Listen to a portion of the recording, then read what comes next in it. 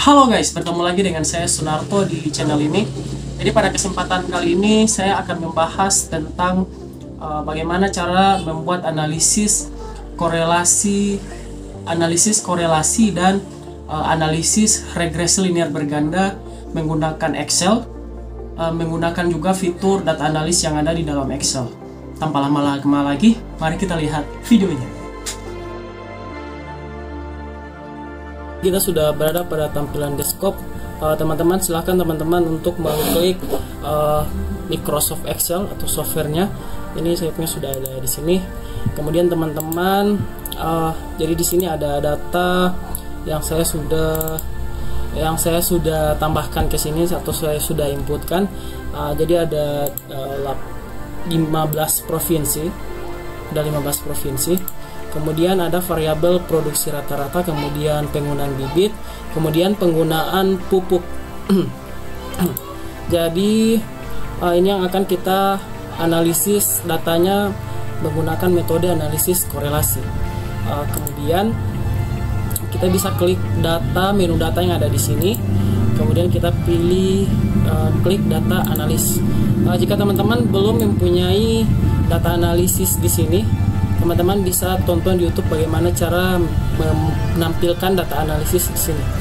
Kemudian kita cari correlation. Oke, di sini ada correlation. Kemudian kita klik OK. Setelahnya kita pilih tabel ataupun variabel yang akan kita tambahkan ke dalam korelasi. Kita bisa tarik dari sini ke sini. Kemudian kita klik ini. Kemudian kita centang label inverse row. Jadi ini gunanya untuk menampilkan variabel.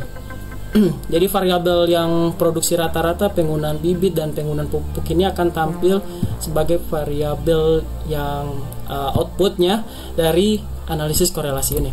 Kemudian ada output range. Jadi maksudnya output option. Jadi option ini kita bisa pilih, bisa di dalam.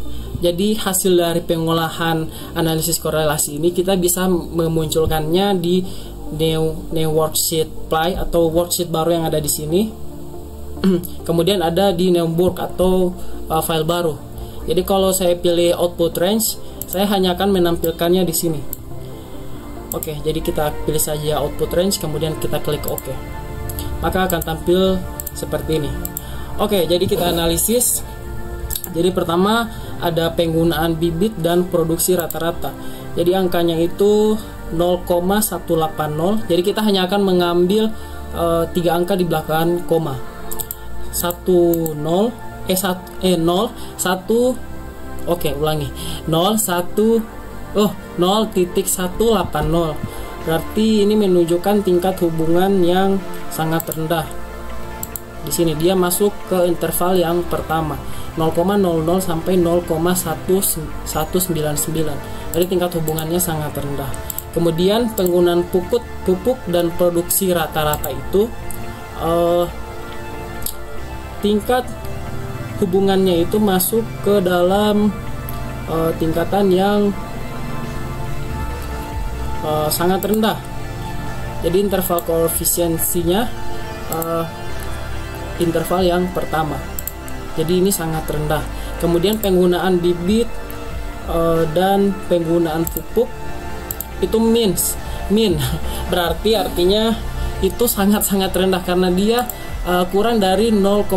Jika ini adalah angka desimal positif, maka ini adalah angka desimal negatif, maka itu sangat-sangat rendah atau tidak ada hubungan sama sekali. Jadi seperti itulah analisis data menggunakan metode analisis korelasi. Selanjutnya kita akan menganalisis data menggunakan metode regresi linear berganda.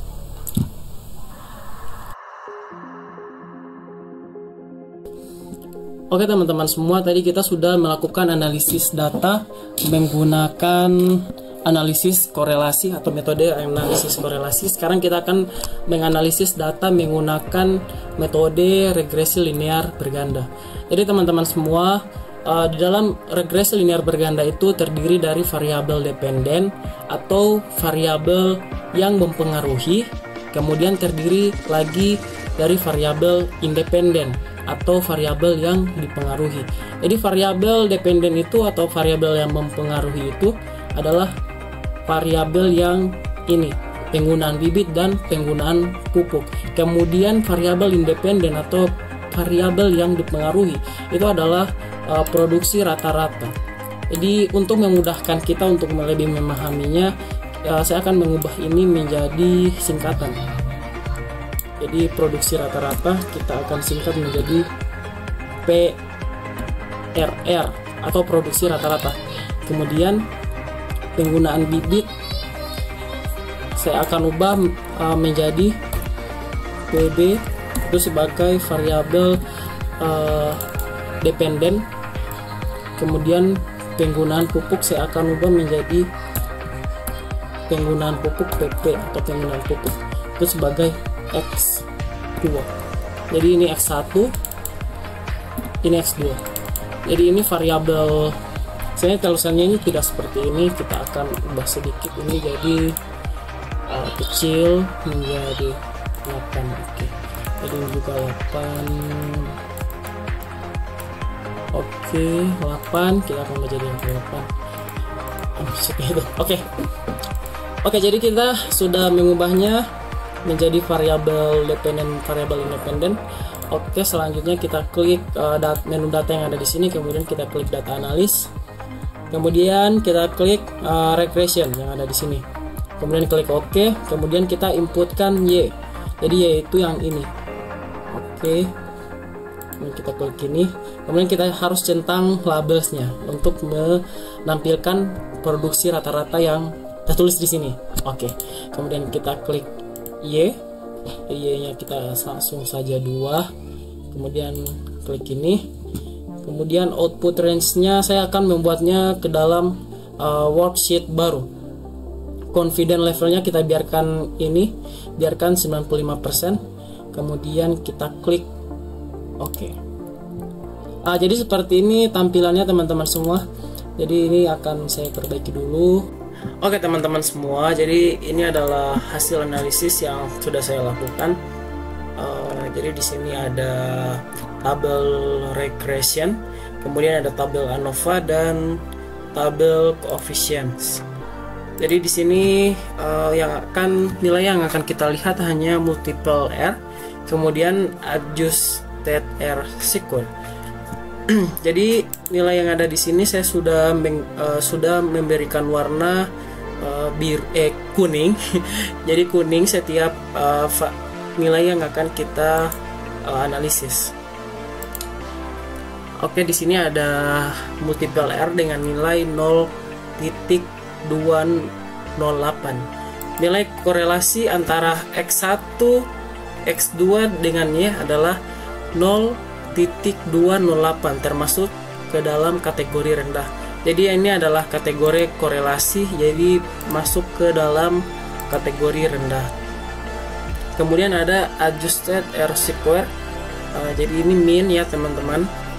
Nilai koefisien determinasi min 0,116 atau min 11,6, yang berarti bahwa X1 dan X2 menjelaskan Y sebesar min 11,6, sisanya dipengaruhi oleh faktor lain. Jadi min itu teman-teman semua adalah lebih di bawah dari 0. Jadi di bawah dari 0. Jadi ini memang sangat jauh sekali dari hasil yang diharapkan. Kemudian ada nilai signifikansi pada tabel ANOVA. Jadi nilai signifikansinya itu lebih dari alfa sama dengan 0,5. Jadi sehingga dapat disimpulkan bahwa tidak adanya pengaruh yang signifikan antara variabel X1, X2 dan Y. Kemudian di sini ada test stat. Sebenarnya di sini seharusnya ada tabel t-tabel, tapi karena tidak ada kita hanya akan menggunakan p-value. Jadi di sini untuk variabel X1 di p-values ini itu nilainya 0.506, yang berarti dia lebih besar dari alfa 0,05. Jadi itu mengindikasikan bahwa variabel X1 tidak signifikan mempengaruhi Y. Kemudian variabel Y juga lebih besar dari 0,5. Jadi mengindikasikan bahwa variabel X2 tidak signifikan mempengaruhi variabel Y. Kemudian kita akan mencari persamaan regresinya, yaitu Y sama dengan 3, 1, 2, 3 titik 46 tambah 18.19 X1, kemudian ditambah lagi dengan 61.99 X2. Jadi nilainya ini saya ambil dari koefisien yang ada di sini. Jadi saat variabel X1 bertambah sebanyak satu satuan, maka interceptnya itu akan bertambah 18,194. Kemudian selanjutnya 61 bertambah satu satuan, maka interceptnya akan bertambah 61,1991. Oke. Mungkin itu adalah penjelasan dari regresi linear. Apabila ada salah kata ataupun salah dalam analisis ini, tolong dikritik atau diberikan penjelasan tentang yang sebenarnya, karena memang ini masih awal bagi saya untuk memahami ini semua.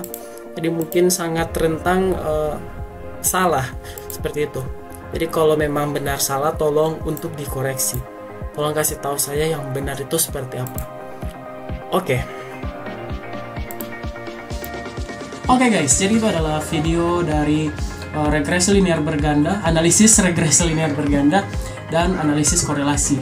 Jika ada salah kata dalam pembuatan video ini, mohon dimaafkan. Lebih dan kurangnya saya mohon maaf. Wabillahi taufiq wal hidayah. Wassalamualaikum warahmatullahi wabarakatuh.